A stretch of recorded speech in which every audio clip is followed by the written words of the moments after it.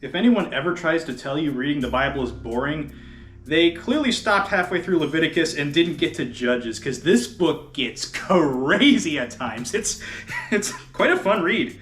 The general gist for a lot of this book is, after Joshua's death, the Israelites continued over and over again to sin against God. Like, how many times do we have to teach you this lesson? Oh, yeah. But God, being the patient, loving God he is, rather than just give up on these people, when they cry out and when they admit they've done wrong, he sends them a judge, a leader to get them out of whatever pickle they're in. And this happens quite a few times. Each story is its own flavor of interesting, but one of my favorites so far is Ehud. I've heard that pronounced a couple different ways, but I'm just Ehud. Yeah, that's what we're gonna call him.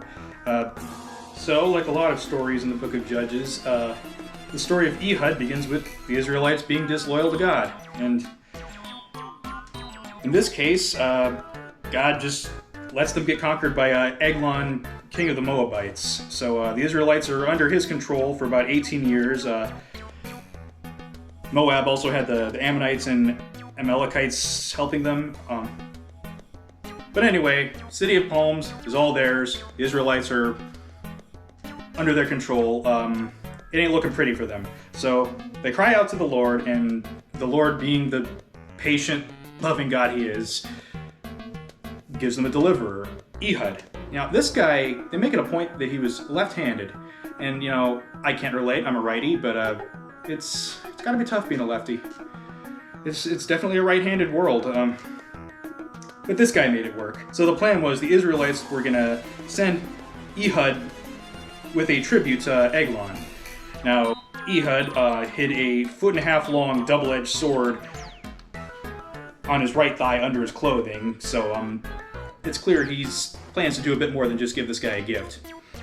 Everything goes as you'd expect. He presents the tribute to Eglon. They describe him as a very fat man. Like, far be it from me to body shame. I've had my chubby phases too. Like, even now, my more sedentary work environment has caused me to put on a couple, so, I'm not gonna go all hypocritical or anything. Like, the way they describe Eglon, I like to imagine Jabba the Hutt would look at this guy and start counting his blessings.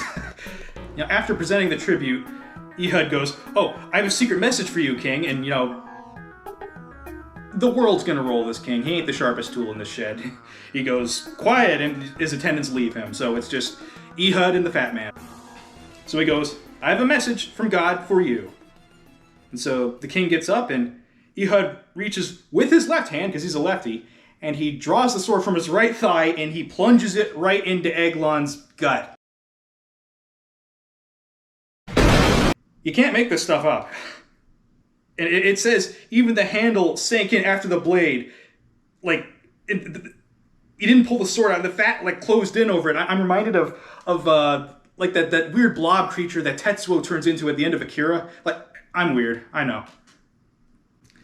So after the deed is done, Ehud locks the doors, and after he was long gone, Eglon's servants came. They found the doors locked, so they just assumed, oh, he's probably in the bathroom. So they waited and waited. 2 hours is long enough! That's it! And they grabbed the key, unlocked the door, and found the guy dead. Man. I told you this book got crazy.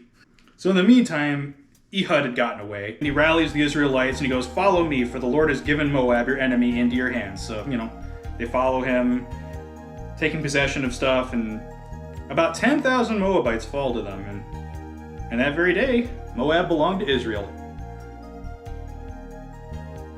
I just thought this was a really entertaining story, and a lot of stories in Judges really highlight just how patient God is with us.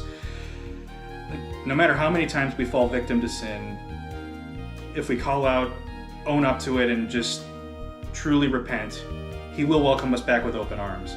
Even if we don't deserve it, he just loves us that much.